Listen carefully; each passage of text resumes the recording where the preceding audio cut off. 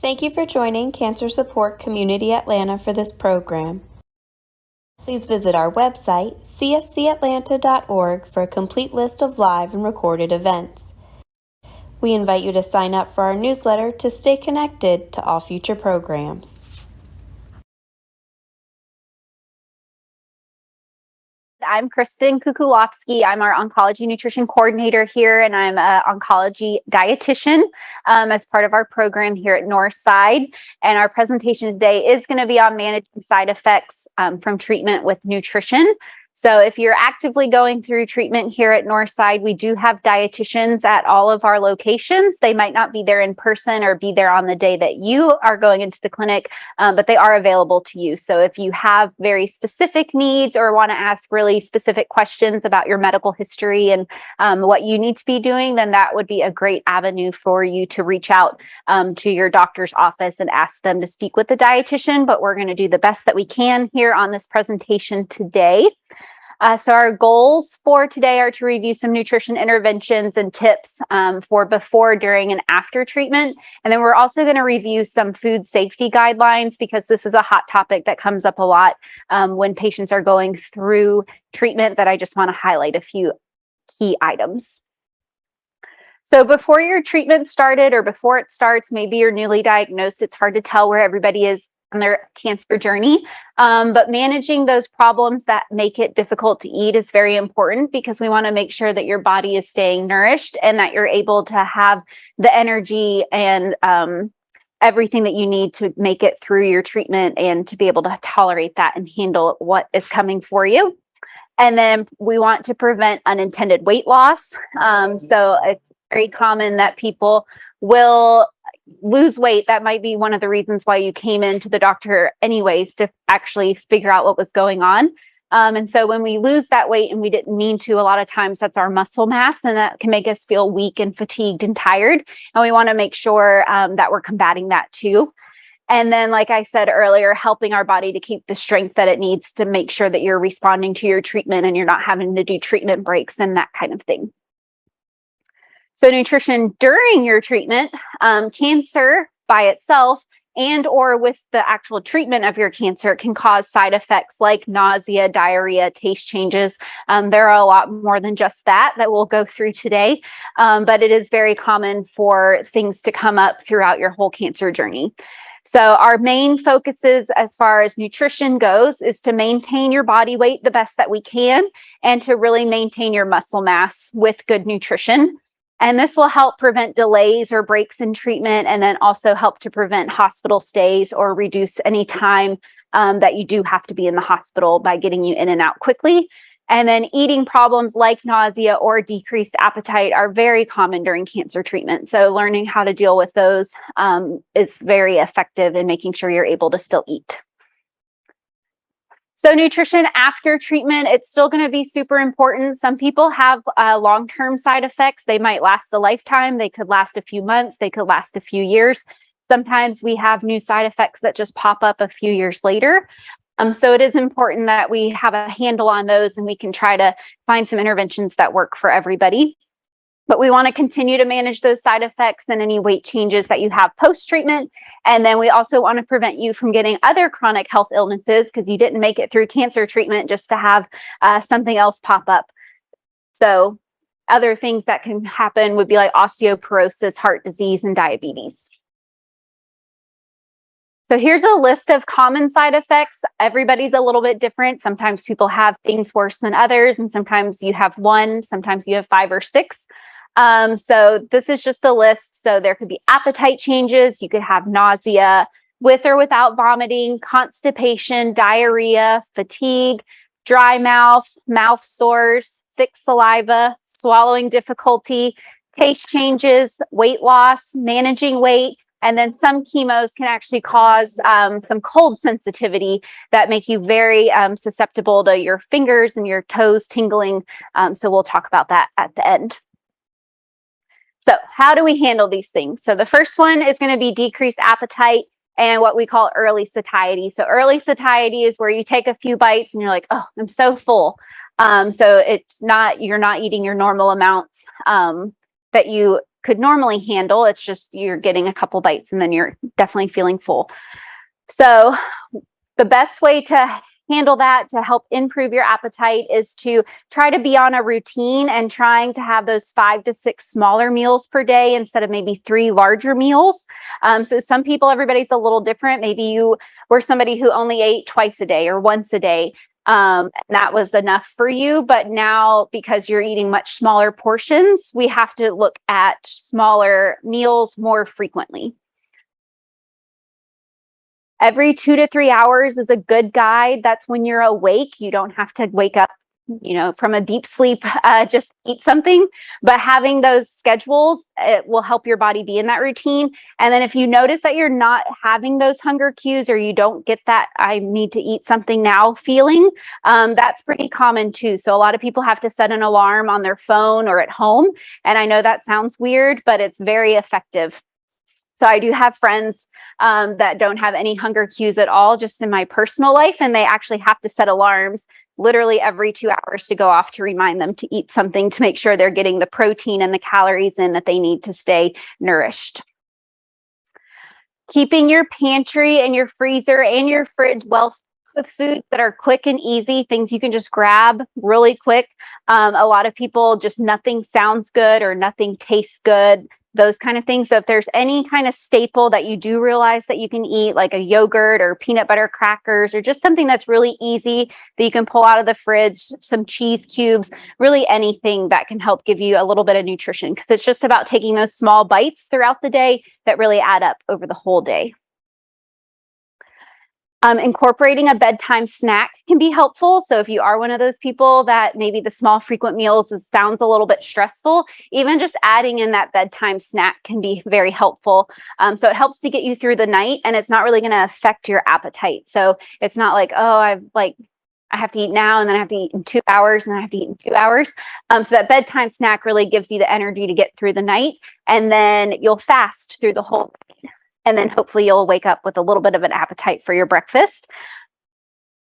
And then making every bite count. So if you are in these situations where you're just not able to eat as much as you once were and you're starting to lose weight, making every bite count by having those higher calorie foods is also very important. So sometimes that's counterintuitive if you've always watched what you ate, or you've always just had struggled with weight management in general and you've always gained weight. Adding higher calories to things like adding a lot of olive oil or butter or cheese to things sounds different from the messaging that you may have had through your whole lifetime. But those are ways to make sure you're getting as much bang for your buck with each bite. Drinking liquids throughout the day, even when you don't feel like eating. So a lot of times it's a lot easier to drink than it is to eat. And so if that is the case, you can add stuff like juice or things that have calories in them, not just water, to help give you a little bit of nourishment from that perspective as well. And then you can also look at like oral nutrition supplements like Ensure, Boost, Kate Farms, those kind of beverages. There's all kinds of them out there on the market now. So if you notice that there's like a specific meal that you are skipping because you're not hungry, or you have to run to the doctor's appointment and that ends up taking 6 hours out of your life in Atlanta traffic, that you can grab out of the fridge and take that with you, and it's kind of an on-the-go snack too. And then the other thing, if you do notice that you're getting full really quick, is to try to separate your liquids from your food. So if you're eating something, saving, like you've got big bottles of water over here, if you're drinking and eating at the same time, your stomach's going to get full faster. And so if you can save the water or your juice or milk or whatever you're drinking for after the meal or in between the meals, that'll give you more time to get some solid food down without filling up on liquids. Of course, take a little sip here and there to help get things down and wash things down. But I can use 4 cups of water at one meal because I love drinking. So just keep that in mind too.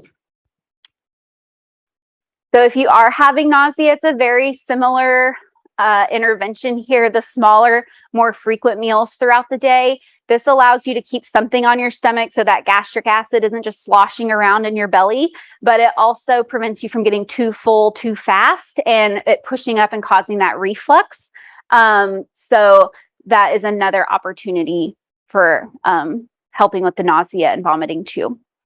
And then drinking clear liquids as much as possible after you do have a vomiting episode. This helps to replete anything that you may have lost as far as volume and electrolytes go.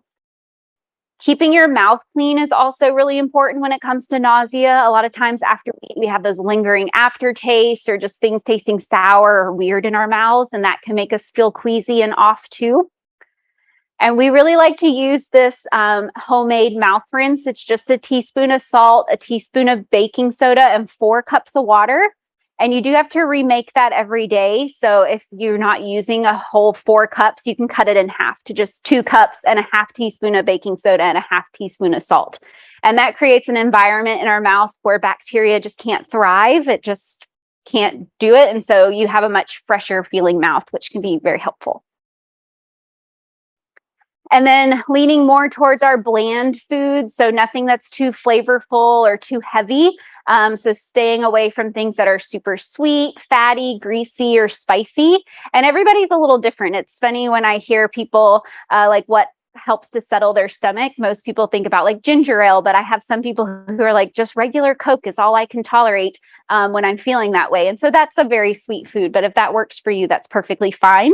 But if you notice that you have a piece of cake or something and then you feel ill, maybe lay off of that for a few days to see how you're feeling. And then eating dry food, so crackers, toast, pretzels, breadsticks as soon as you wake up and every few hours throughout the day. Again, that's just something to keep on your stomach. I've had several patients who just keep a sleeve of saltine crackers by their bed. And even before they like lift their head off the pillow, they're trying to get a cracker in just so when they sit up, they have, they feel better about that. And especially if you're taking different medications that make you feel nauseated, making sure with your doctor that you can take those with a little bit of food might help you tolerate those better. And then odors are also very important when it comes to nausea. So a lot of those strong odors or hot foods can cause just a trigger that makes us feel queasy. I have met a lady recently who her husband is going through treatment, and she told me that she has a she shed out in the backyard, and she has an Instant Pot and an air fryer out there, and she has to cook all of his meals in the shed and then bring them in because he's so sensitive to the smells. He can cook himself and fine, but if he smells it while she's cooking, it just turns into a downward spiral. So anything that helps make things better, mealtime more comfortable, just try it out and see if it works. But well-ventilated rooms as the fall starts happening and we can open our windows a little bit more, kind of getting those smells out. But room temperature foods, cold foods are really helpful because they're not going to have that strong smell that they would. And then if you are around people who like to wear perfume or other scents, that can also cause some nausea and some queasiness. So just asking them to stop wearing those if it's bothering you. A lot of healthcare workers don't even wear those anymore because we just never know who's going to be sick and who's not. So those are just some ideas there. Constipation is very common, and this can come from chemotherapies. It can come from having to be on pain medications. It can come from, where your tumors might be located. So sometimes you do have to have other interventions outside of just nutrition, but our bodies really like routine. So we talked about that a little bit with our appetite, about if we can get on a schedule that really helps our body to know, it's time to eat. We eat at 10 every day. Why aren't we eating? So it just helps that out, but it also helps with constipation. So if you can eat around the same time each day, that's very helpful. And then drinking plenty of liquids. So the minimum recommendation is usually at least 8 cups a day. So that's about 64 ounces. And to a lot of people, that's very overwhelming. So you just have to figure out where you're at, and also know that liquids are anything that melt to room temperature. So it's not always just water, but you can have a variety. So you can have water. Prune juice is very helpful if you are constipated. And I know it's not always like the best tasting, but it's is effective. Warm fruit or vegetable juice can be helpful. Decaffeinated teas and hot water with a little added lemon juice and honey are some other options. And then, like I said, fluids also are anything that is liquid at room temperature. So ice cream, ice pops, gelatine, anything that's going to melt down. Italian ice is pretty popular. those things will all count for you as far as your liquids go. And then eating foods that are high in fiber. So some people can't tolerate fiber while they're going through treatment. It just depends on what your cancer is and what your side effects are from the treatment. But in general, the recommendation is anywhere from 25 to 38 grams of fiber, 25 for women, up to 38 for men. And you want to increase fiber very slowly. So the average American has between like 10 to 15 grams of fiber per day. So about half of what we need to have good bowel health. So if you're somebody who just hasn't really focused on fiber, please do not try to eat 38 grams of fiber immediately, because you've really got to work yourself up to that. I've had families who have made like super green smoothies and those kind of things, and their family just wasn't used to having those, and it caused a lot of diarrhea. So you really have to start acclimating people into those things. It's not like we need to get this done all today. So just be careful. About 5 grams each day, maybe over a week to let your body get used to it, is a good rule. And then just remember that some people can't have a lot of fiber. So if you have bowel obstructions or, again, diarrhea that just is continuous, then we don't really want to focus a lot on our insoluble fiber in those cases. So with diarrhea, avoiding high fat and spicy foods. I had somebody recently who was having a lot of diarrhea, and they were eating pizza and chicken wings and just things that were very high in fat. And so those don't sit well. They can go right through us. So being careful there. And then low fiber foods actually help more with diarrhea. So it helps to slow things down. We want to slow our GI tract down.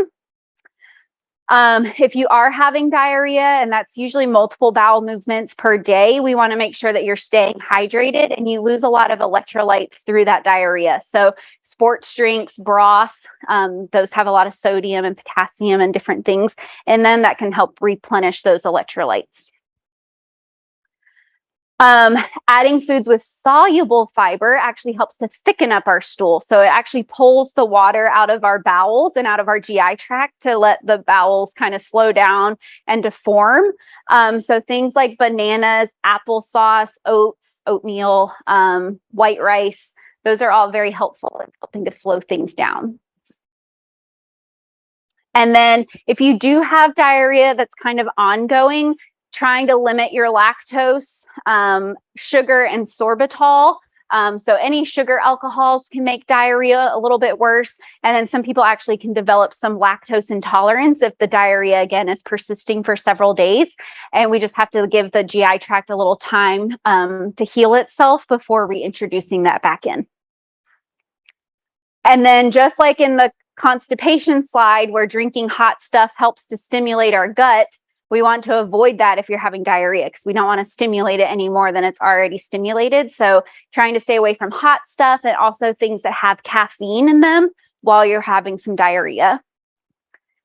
And then a lot of chemotherapies make us deficient in magnesium. So a lot of times your doctor will either prescribe like an oral magnesium or maybe an IV magnesium. And sometimes that can also cause some diarrhea. So if you're on something that's got magnesium in it, we might have to switch you to a different form if that's what's causing the diarrhea. And there are some that are a little bit more gentle on our stomachs. Fatigue is a big side effect that a lot of people have. So enlisting the help of your family and friends can be very important. Usually people need a little bit of direction in how they can help you. So if you have a little bit of a list that they can help you with, that is always a great place to start. If you have a few weeks between your chemo cycles and you feel pretty good on a couple of days, going ahead and bulk cooking. So you can go ahead and put some things in the freezer, in the fridge, so you have those to pull out, can also be helpful. Asking friends and family to cook specific meals for you instead of just them bringing you stuff that maybe you don't like can be helpful. Moving more. I know when you're tired, you don't really want to be up and moving, but the more you're moving, the more strength you're going to be building. So the longer we sit, the harder it is to get up. But if a body in motion stays in motion is the kind of thing here.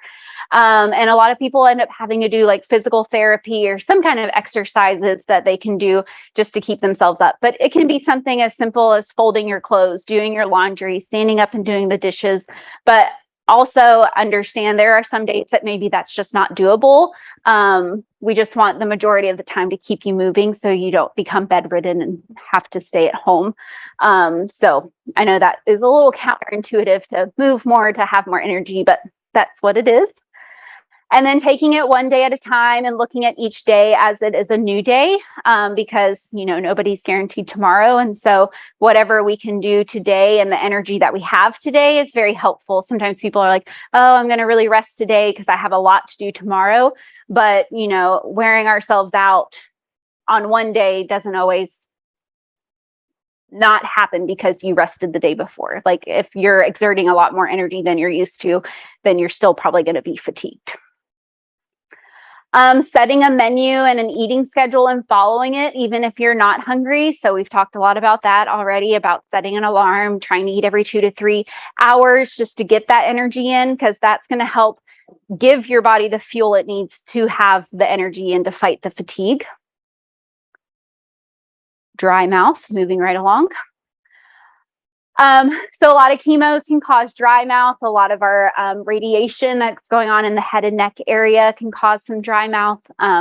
So that is also very popular side effect can happen, but choosing soft and moist foods, using gravies, sauces, broths, anything to help give it more moisture. So if you don't have the saliva going on in your mouth and you just keep chewing and the piece of food just keeps getting bigger and bigger and it's harder to swallow, we want to try to combat that by adding more liquids to it.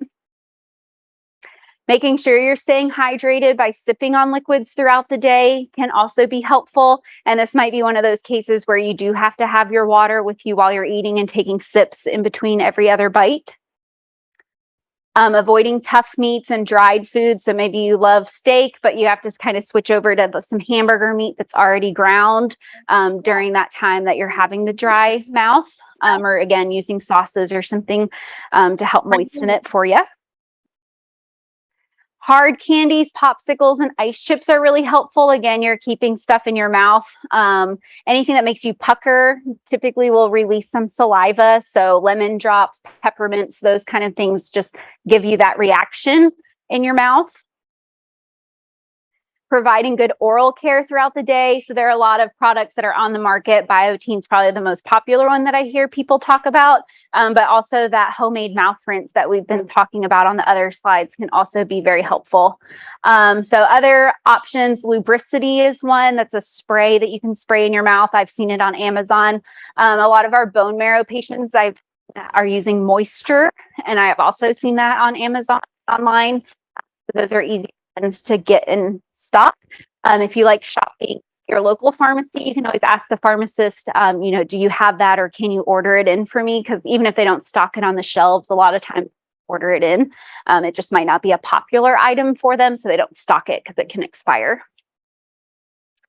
Mucositis or mouth sores. These are very painful mouth sores that can happen from a lot of the chemotherapies that are out there. So very similar, choosing those soft and bland foods. You don't want anything that's too rigid or spicy, because they're like open wounds in your mouth. So we just want to be very gentle there. Avoiding acidic foods and beverages. So every time I'm counseling somebody on mouth sores, I always say something about have some orange juice. And like, oh, no, that would be terrible. I'm like, that is a terrible idea. So just being mindful of some of your favorite foods that might cause a little bit more irritation.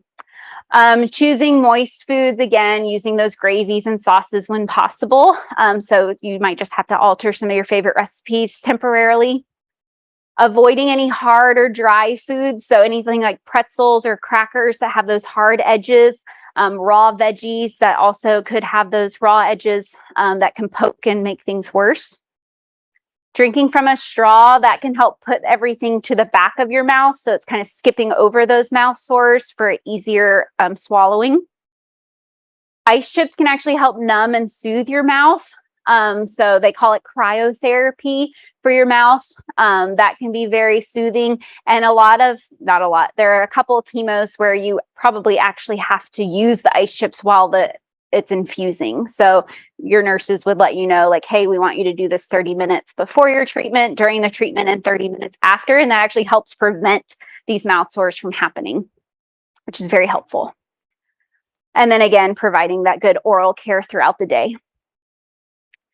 Thick saliva, copious secretion. So this is the opposite of dry mouth. Either the saliva is just like ropey or like very hard to swallow, or you just have a lot of saliva that's coming. So a lot of people have to spit it out throughout the day.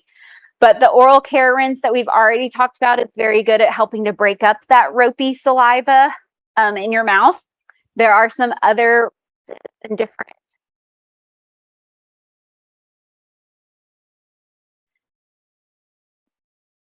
Okay. Are we back? Okay.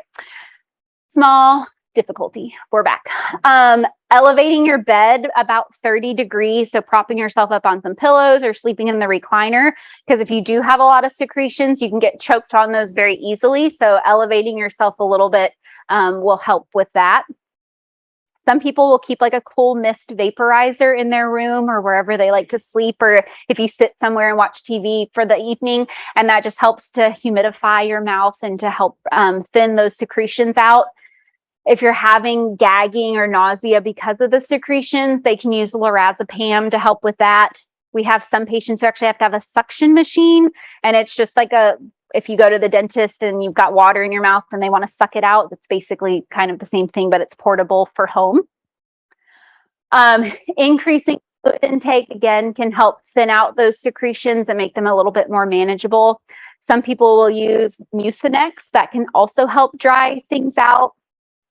Glutamine comes as a powder at a lot of the health food stores, and there's actually rinses that you can do to see if that helps for those kind of things.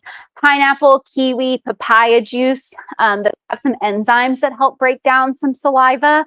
And also seltzer waters can help break up those secretions. So sometimes we'll just have people who use bubbly water and they swish their mouth and then they spit it out. Can be helpful. Magic mouthwash is a super popular one that a lot of doctors prescribe. Gel Claire is a coating that can happen in it's a product that coats your mouth to help. And then some people have success with a little bit of honey. So a tablespoon of honey dissolved in a cup of warm water and holding that in your mouth and seeing if it helps. There's a little bit of research on that. Dysphagia or difficulty swallowing. Sometimes people only think this happens for our head and neck patients or anybody who's getting treatment around their esophagus, but I've seen it happen to other people where they just wake up and they just have a little bit of difficulty swallowing. So you just want to be careful and pick easy to chew and easy to swallow foods. So again, those are things that are already chopped up and ground, maybe a little bit pureed. Milk, scrambled eggs, custard, cooked cereals, those things are all very soft and easy, not a lot of chewing involved, and they should hopefully slide down pretty well. Modifying your diet consistency. So if you know there's something that you're just not tolerating, a lot of times bread seems to be something that gets hung in people's throats. Sometimes pills can get stuck. So if those things are happening, it would be an excellent time to talk to a speech therapist. And they can do a lot of different exercises. They can evaluate your swallowing to make sure that you're safely swallowing and things aren't going down into your lungs. We do have here at Northside for our head and neck patients to help learn through treatment. And a lot of people, that do end up having feeding tubes and that kind of thing, we want to be able to wean you off of those feeding tubes. So we do want you to keep the strength going in those muscles, even though you may not be able to safely swallow at the time. But the goal is always to try to get you back to being able to eat on an oral diet. Choosing cold or room temperature foods, again, can be helpful. Sometimes people put stuff in their mouth, maybe hot foods that's too hot, and you want to try to get it out and you're rushed. And so that can really cause some trouble getting things down. Moist foods and avoiding dry foods. We've talked about that a lot already. Moistening foods with the sauces and gravies. We've got a lot of themes going throughout this presentation. And then, of course, providing that good mouth care that we've been harping on for a while now. Taste changes. This one is always a pain in the butt for a lot of people, especially if you love to eat or you love food and the taste of food. as soon as something doesn't taste the way it's supposed to, it's our body's natural reaction to spit it out or to not eat it, because that is our want to eat things that are rancid, and we don't want to eat things that are bad for us, and we don't want to eat things that might kill us. So if it doesn't taste like it's supposed to, again, it is our natural instinct to spit that right back out. So we have to really get creative and find things that we're able to do. But choosing foods that are tart tend to do well, and also bitter. So those taste buds tend to stick around, where our savory and our sweet taste buds tend to be a little bit more affected by some of the chemotherapies. But things like lemon wedges, lemonade, citrus fruits, vinegars, pickled foods, those are very helpful in flavoring and giving those foods tart flavors. But if you do have mouth sores or throat sores, then you do want to use caution, because those are going to be more acidic.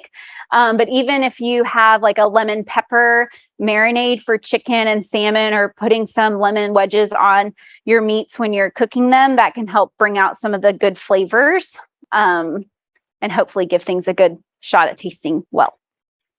Marinating foods can also help.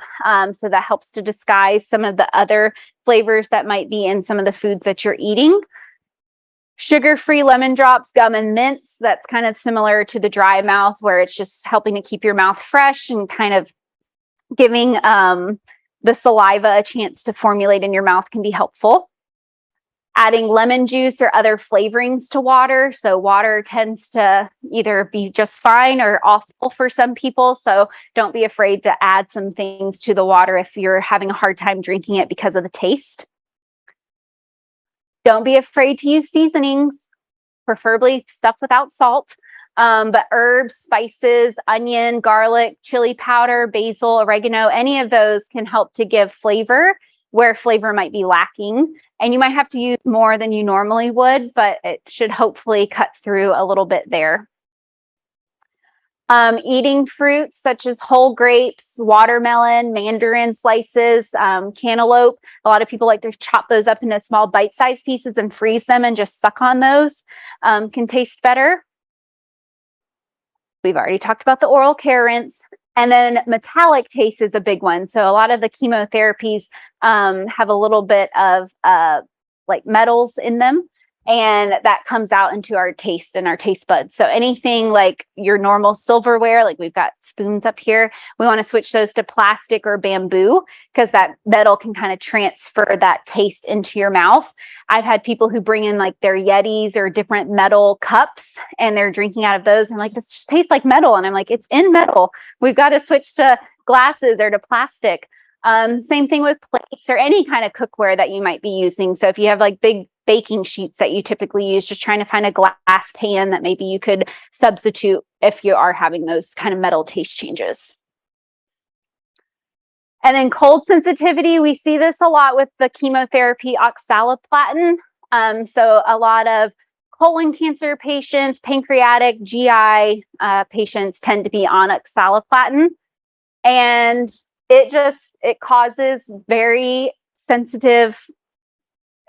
people to be very sensitive to cold, whether it's cold air, the freezer, a glass of iced tea, anything that might be cold can really affect somebody on oxaliplatin. So it's usually a few days after, up to a week after they get the treatment. So again, winter is coming. We don't know what it's going to be like here in Georgia yet. It could be very cold this year. It could not. We'll just find out. But covering your skin, your nose, wearing a beanie, making sure your mouth is covered, because we've had people who've breathed in and like that cold sensitivity that affected their whole mouth and their throat for a few days. So you just want to be very careful if you're sensitive to that. Wearing a blanket, wearing your winter hat on your head, avoiding air conditioning that's too low, that causes you to get tingly and to have that cold sensation. Not eating anything that's cold or frozen, drinks, meals, anything along those lines. So a lot of the tips and tricks that we do with like oral supplements or adding ice to things or the cryotherapy, those things then come out, and we are relying on more warm items. And so it can get hard to balance if you're having nausea and you need hot foods, because you can't have the cold foods. We just have to work with things that you're able to tolerate. Making sure foods and drinks are at least at room temperature, if not a little bit warmer. Do not touch or use ice packs or ice cubes. So sometimes people will reach into their freezer without thinking to pull out like a frozen meal that they want to heat up. And you actually, like those, you have to wear gloves, like mittens, to help get stuff out so you're not exposed, or have somebody else in the house do that for you. And not touching cold or frozen foods. And then, like I said, using gloves when handling any cold or frozen food items. Any questions on managing side effects from the room? And we can go over it more on the line at the end. Do you know how long they last, those side effects?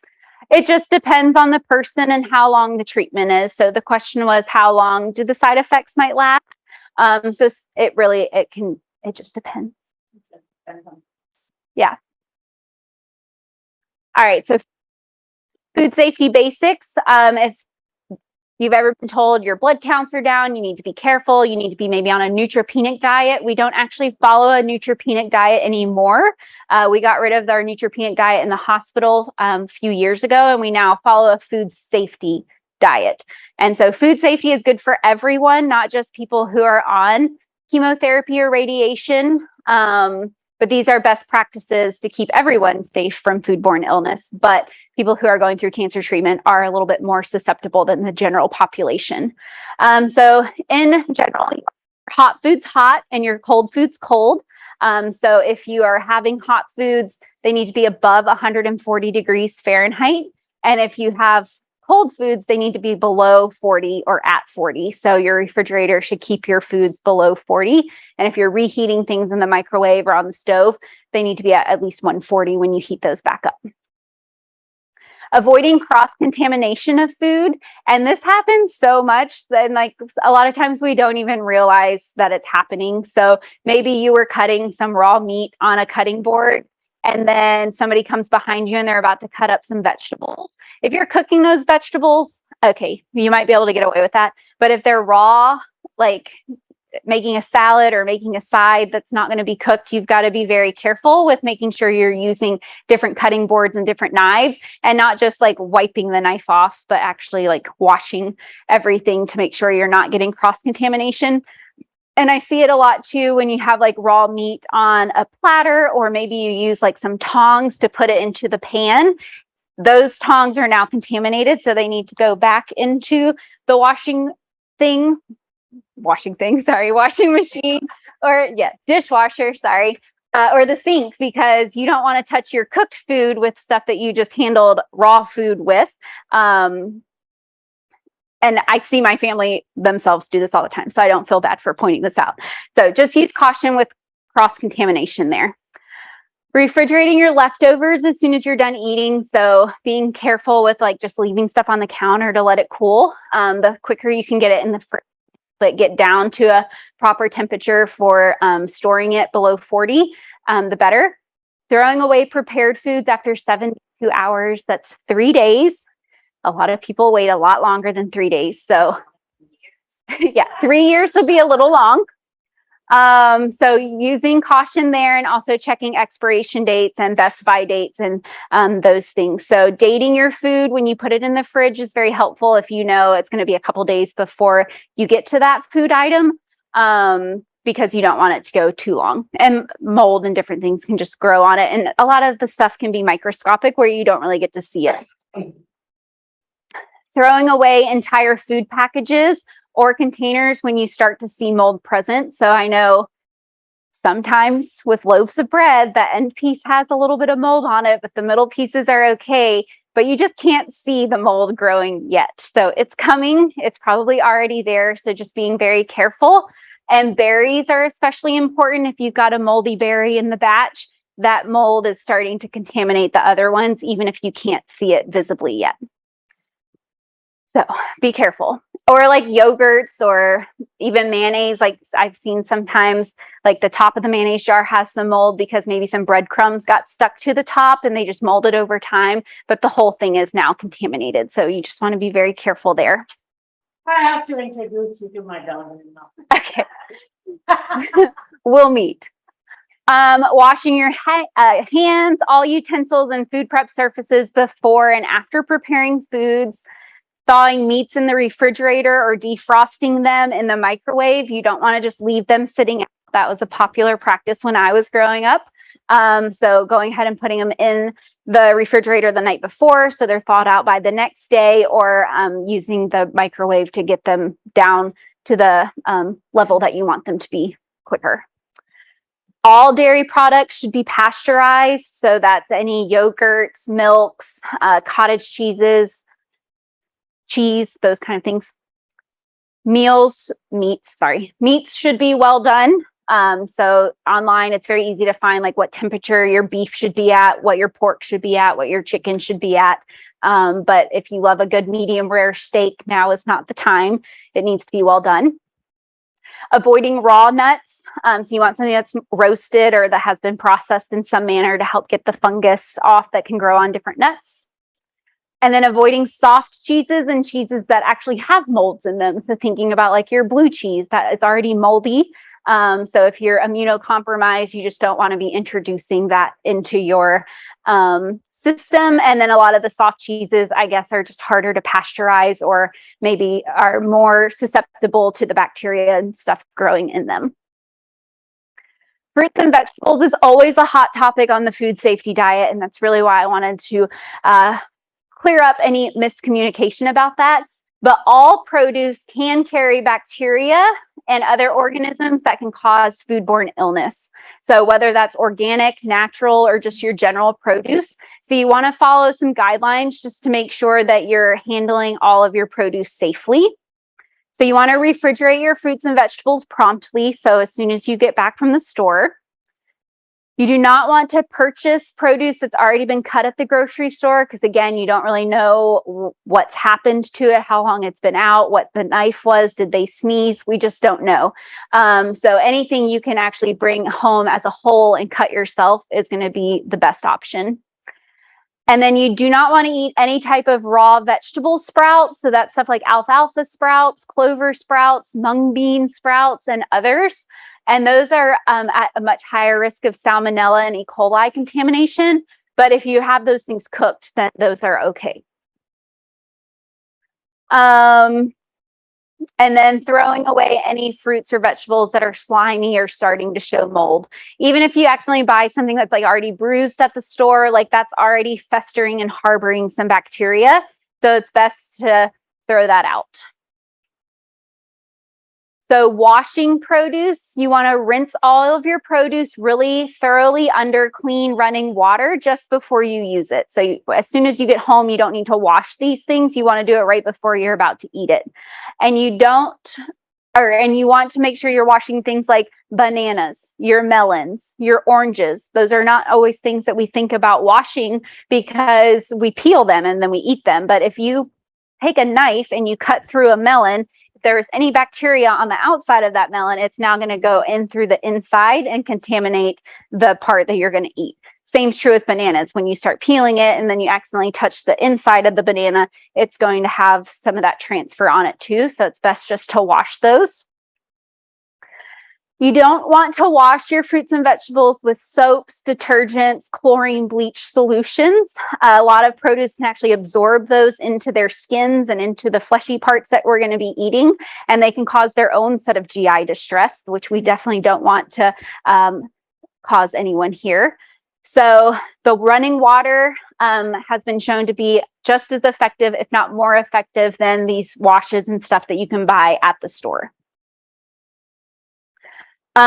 You can use a clean vegetable scrubber for some of those more tough skin types things like your melons, potatoes, anything that's got like visible dirt on it that you're just not able to get off with the running water and kind of rubbing your hands through it.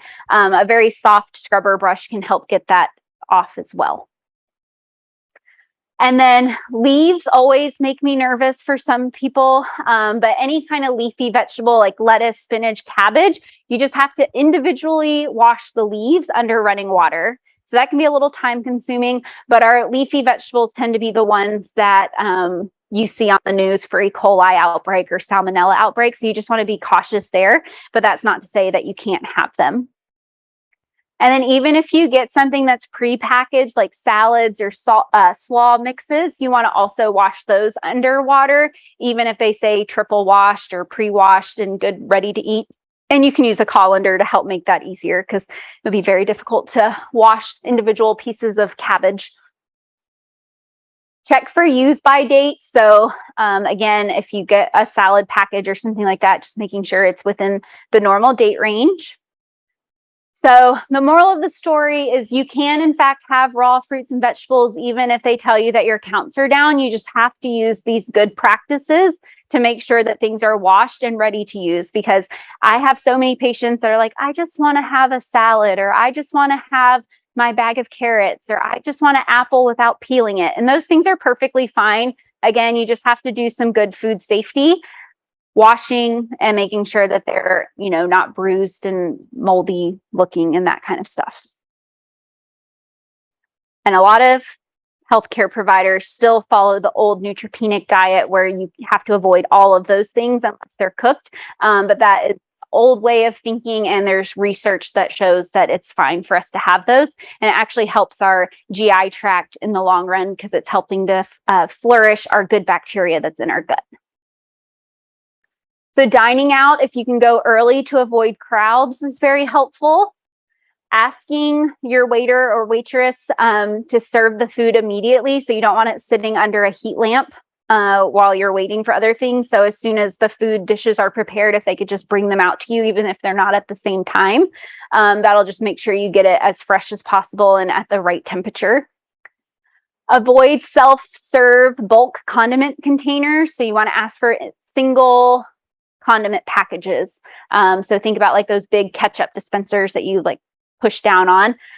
Again, you don't know when the last time they were cleaned, how long they've been sitting out, were they cared for properly. So the little individual packages are the best way to go.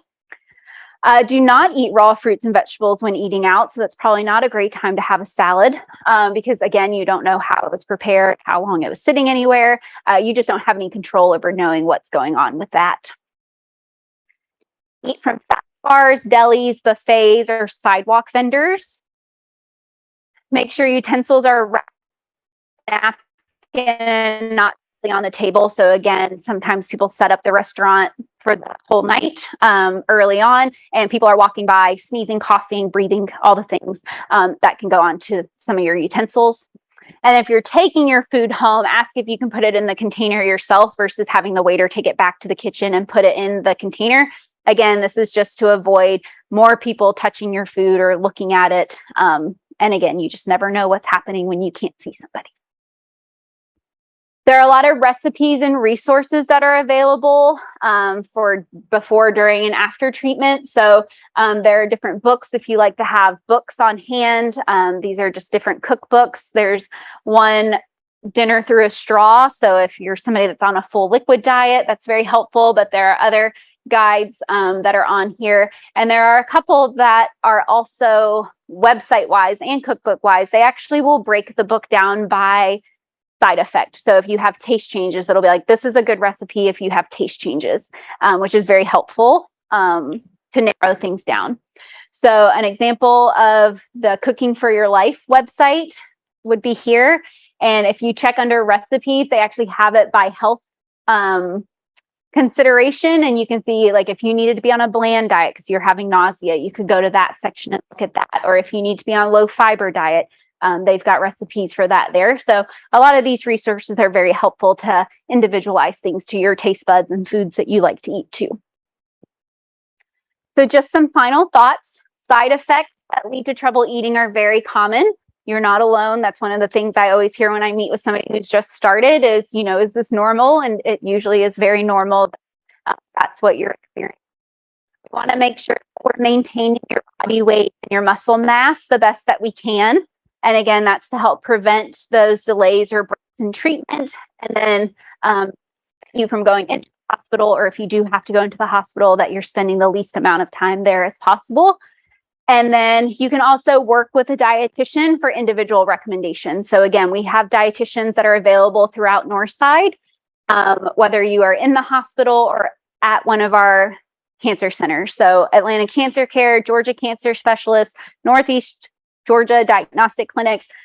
suburban hematology and oncology. We're at the radiation centers. We're at the infusion centers. We're everywhere. You can't hide from us. So I am available for questions.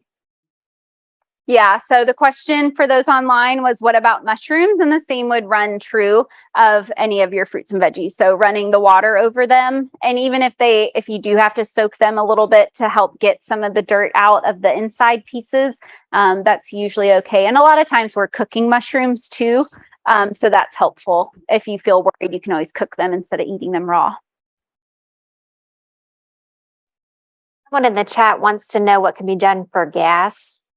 So gas, avoiding any gas forming foods that affect you personally is a good place to start. But things like broccoli, cauliflower, beans, those can all be very gas producing. Sometimes it's just the treatment that you're on, or maybe a medication that goes along with the treatment that's causing it.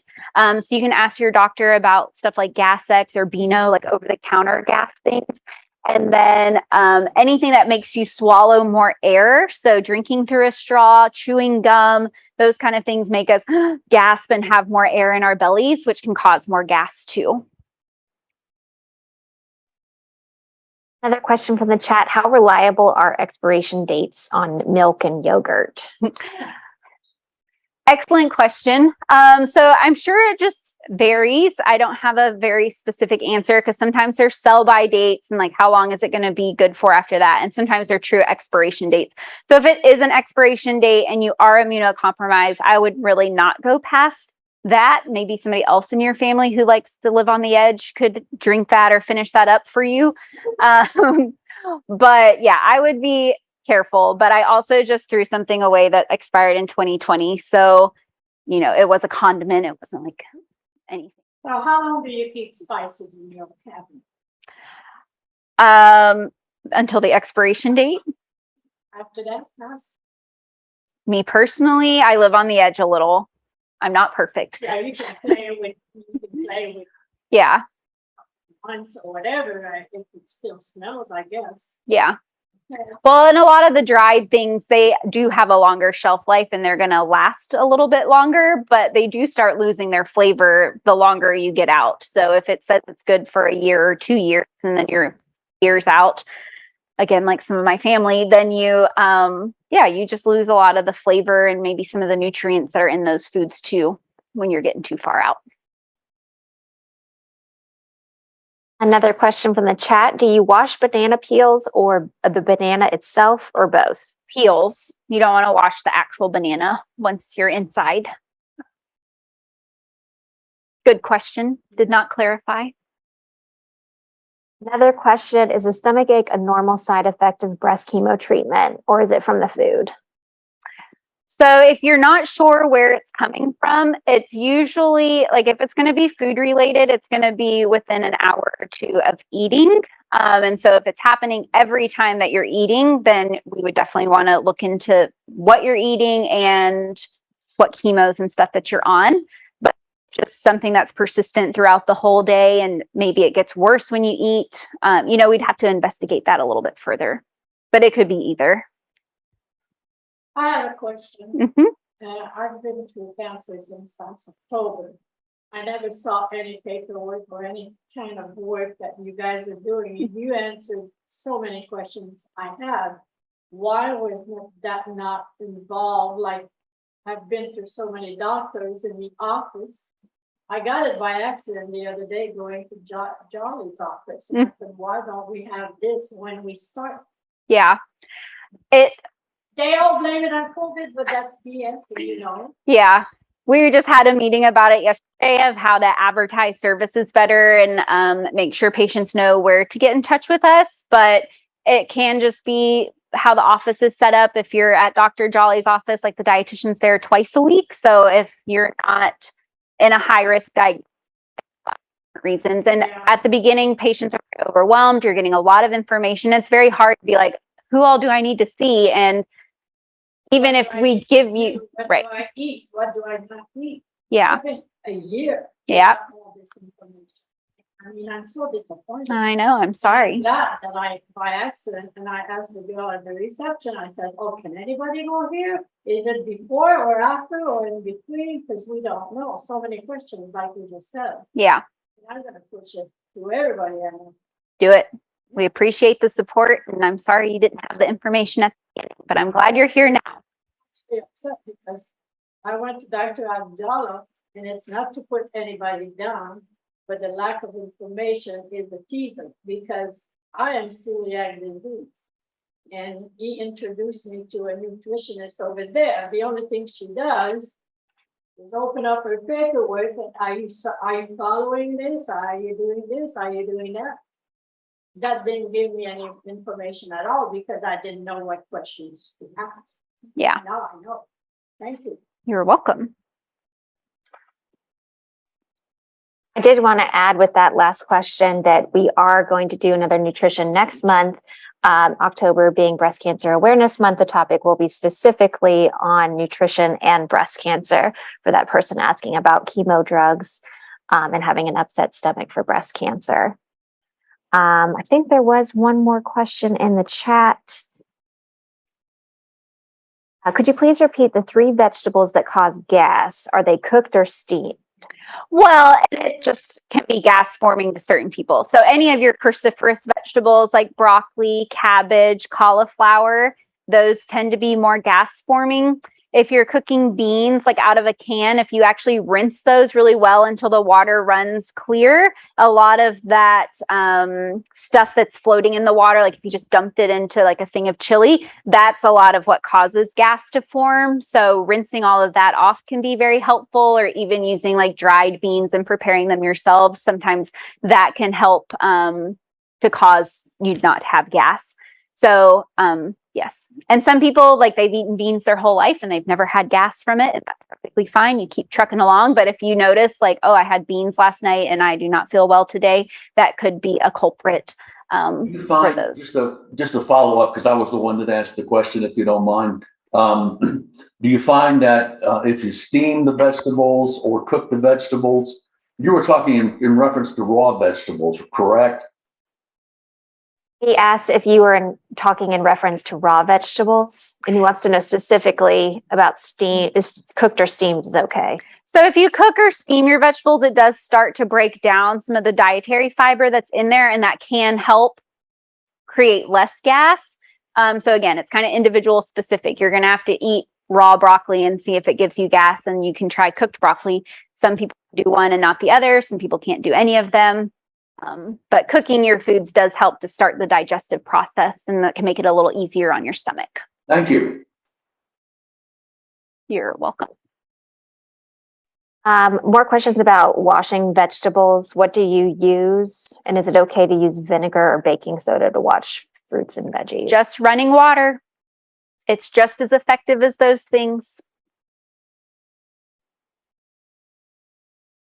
All right. If there's any more questions, we just have, I think it's actually 1 o'clock now. So I did want to do a quick plug for our cooking demo next week. It's going to be on Tuesday. It's a makeup for the last cooking demo that we had to reschedule. So that is going to be next Tuesday at 11 a.m. with Chef Ashley, and it'll be on fall soups. So if you'd like to join that, you can go register on our website, cscatlanta.org. And again, these nutrition seminars are always the 3rd Tuesday of the month. Next month, we will be doing nutrition and breast cancer specifically. So if you're interested in that as well, you can, again, register on our website, cscatlanta.org. All right. Well, thank you, everyone, for joining us today. This program was recorded and will be available on our website. And thank you, Kristin, for being here. Of course. As always. Thank you for joining Cancer Support Community Atlanta for this program.